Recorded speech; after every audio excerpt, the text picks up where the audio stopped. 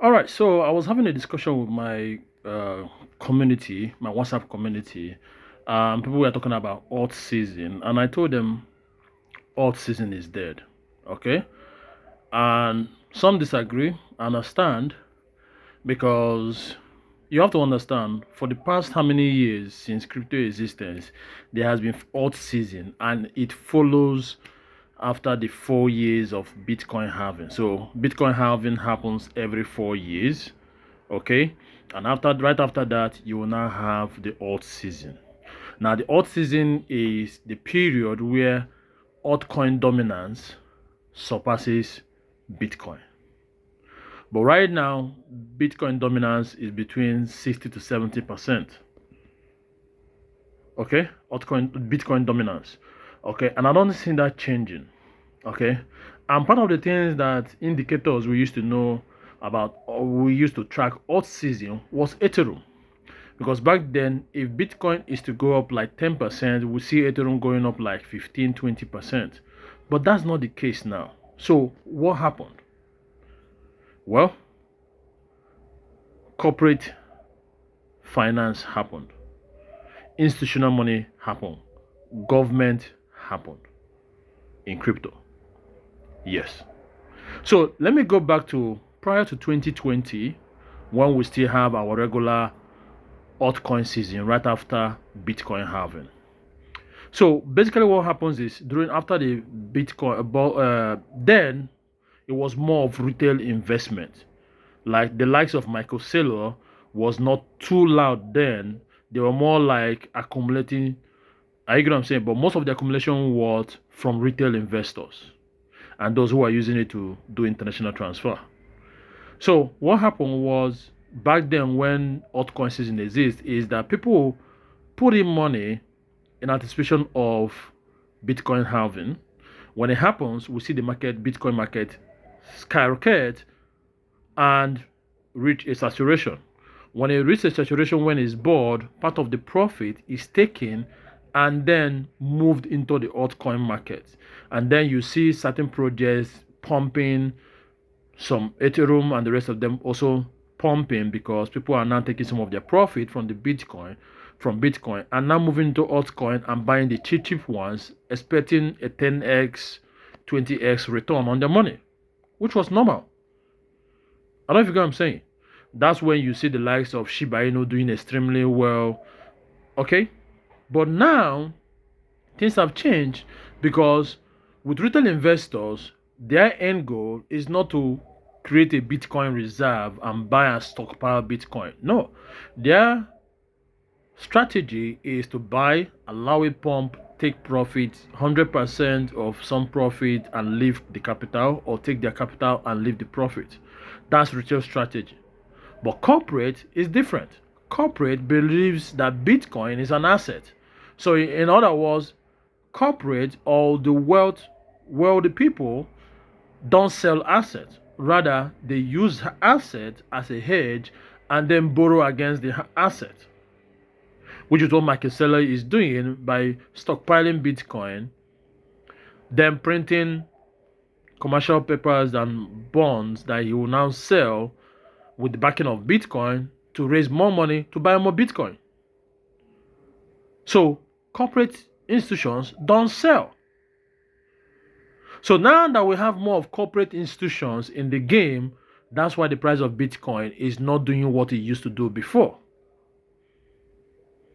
And even if it dips, most of those money don't find themselves in the altcoin market, because those profits are taken to pay probably the hedge fund investors.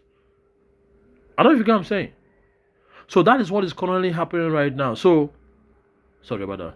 So, you see, the money flow has changed.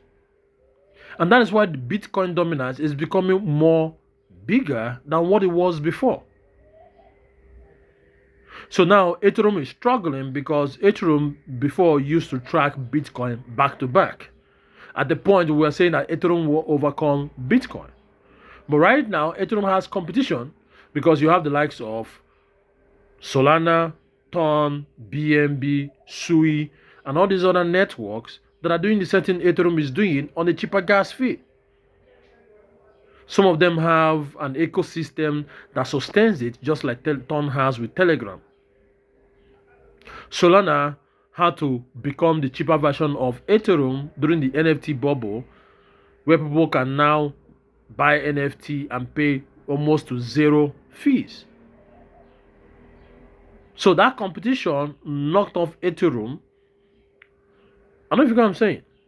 So the only thing that is going to give Ethereum and Solana some level of appreciation in price and sustainability in price is the ETFs.